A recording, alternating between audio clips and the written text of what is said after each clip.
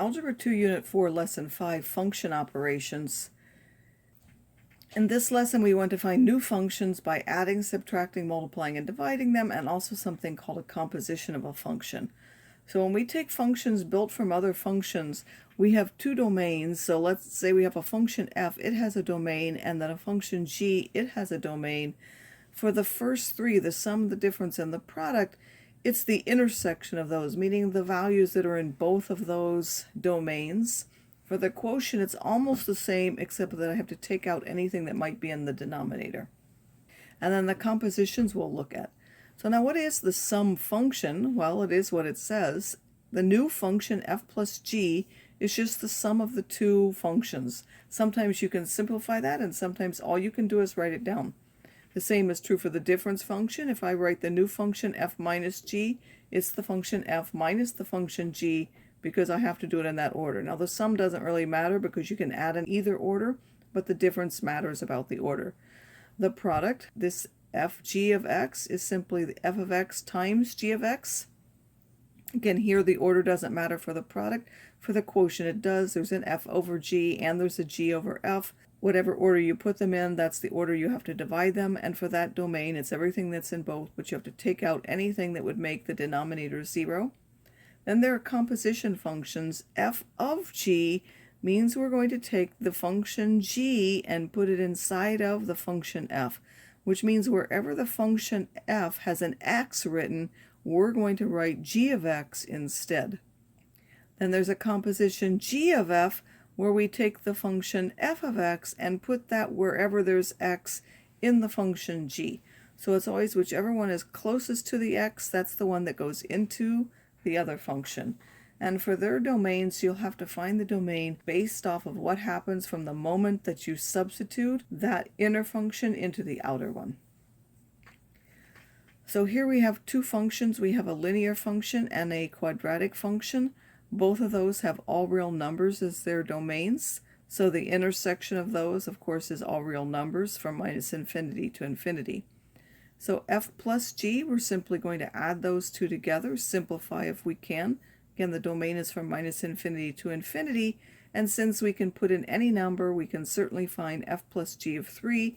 We can simply put 3 in our simplified function and we'll get 2.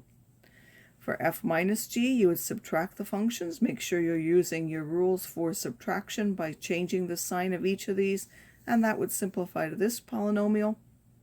It will also have a domain of all reals, and now we can also put in a minus 2. We substitute that into that function and you'll get minus 18. F times g, you now multiply. We would use FOIL to simplify that. And then we would substitute a 5 to find the value. When we're dividing, you simply write it as a division. Now you would use what you know about rational functions and simplify you can. This doesn't simplify because nothing cancels, but in terms of the domain, we have to take out whatever makes the denominator 0, which is to take out 0 and 3. And then 1 is in the domain, so we can actually put 1 in our function. It wouldn't matter which form you use, you put 1 in your function, and that will simplify to 1. Just to remind us here, f of x was 2x minus 4, and g of x is x squared minus 3x. So for this, it says we want f of g of x. So we're going to take this function g and put it wherever x is in the f function. So I've written that here. Whether you write that step or not isn't important. What you need to do is put that function in place of the x here, and that will give you this when you simplify. Again, because these are from minus infinity to infinity, both of them, this will also be all real, so I can evaluate at 0. G of f of x, I'm going to take f and put it wherever x is in g. So I need to take this function and put it in here and square it, and then I need to take minus 3 times that, which I've shown here. Simplified gives us that function, again, a domain of all reals. Because of that, I can put 3 in that function and give me a value. So now let's look at a function where you can't put in all reals.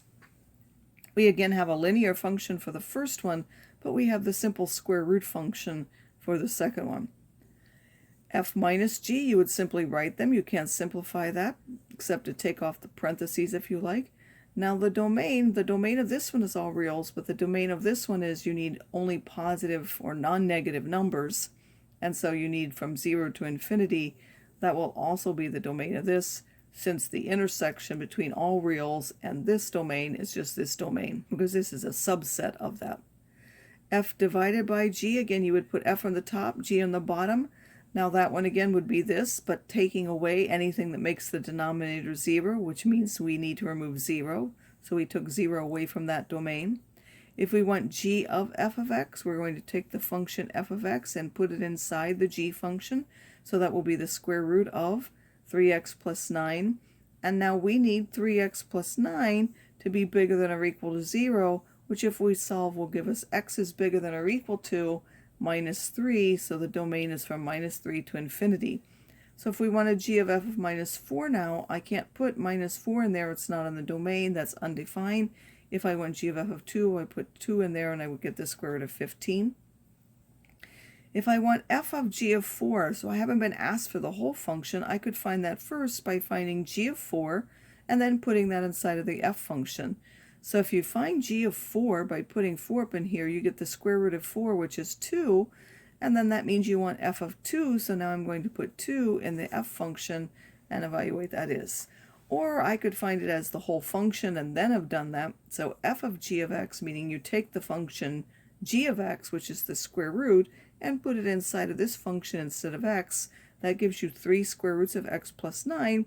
And again, if we wanted to do 4 now, that would be 3 times the square root of 4 plus 9. 3 times the square root of 4 is 3 times 2. That's 6 plus 9 will still give me 15.